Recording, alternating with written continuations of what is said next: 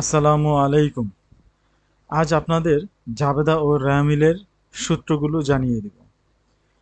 এই সূত্রটা মুখস্থ থাকলে যত বড় জাবেদাই হোক আর রামিলই হোক না কেন, আপনি ইজিলি সমাধান করতে পারবেন।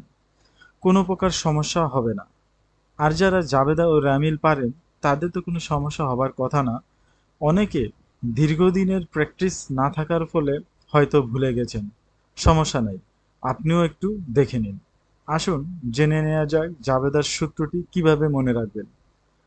সূত্রের পাশাপাশি উদাহরণ দিয়ে বুঝিয়ে দিচ্ছি। সূত্র ১, কোনো কিছু আসলে ডেবিট, কোনো কিছু চলে গেলে ক্রেডিট। উদাহরণ: একটি গাড়ি ক্রয় করা হইল। এখানে কোনটা আসলো? অবশ্যই গাড়ি। তাহলে গাড়ি হিসাব ডেবিট। কোনটা চলে গেছে? গাড়ি। কিনতে গিয়ে টাকা চলে গেছে, তাই নগদান হিসাব ক্রেডিট। সূত্র ২, আয় কমলে ডেবিট, আয় বাড়লে ক্রেডিট। ধারে বিক্রয়। এখানে বিক্রয় করার ফলে আয় বৃদ্ধি পেয়েছে। আমরা জানি আয় বৃদ্ধি বা বাড়লে ক্রেডিট, তাহলে বিক্রয় হিসাব ক্রেডিট।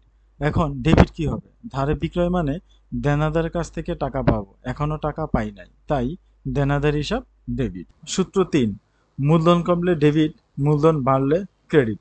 উদাহরণ: জনাব কামাল নগদ ৫ লাখ টাকা নিয়ে ব্যবসা আরম্ভ করলেন। এখানে ব্যবসা আরম্ভ করলে অবশ্যই মূলধনের প্রশ্ন আসবে, অর্থাৎ মূলধন নিয়ে ব্যবসা শুরু করেছেন বিধায় মূলধন বেড়েছে, তাই মূলধন হিসাব ক্রেডিট।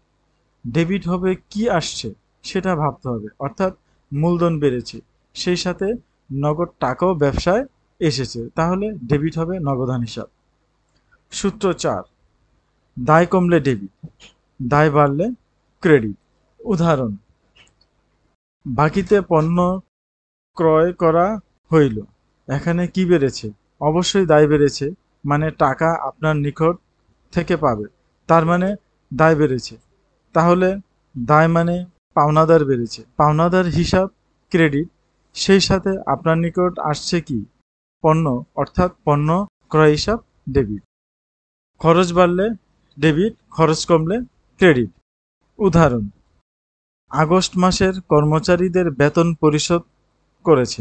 বেতন দেওয়া মানে আপনার পক্ষ থেকে টাকা খরচ বা টাকা চলে যাওয়া বোঝায়, তাহলে বেতন নামে খরচ বেড়েছে, বেতন হিসাব ডেবিট।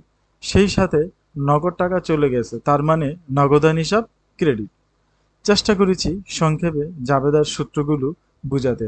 দুনিয়ার সব জাবেদা আপনি এই সূত্রের মধ্যে ফেললে আপনি পেয়ে যাবেন প্রকৃত উত্তর। ধন্যবাদ সাথে থাকার জন্য। আসসালামু আলাইকুম।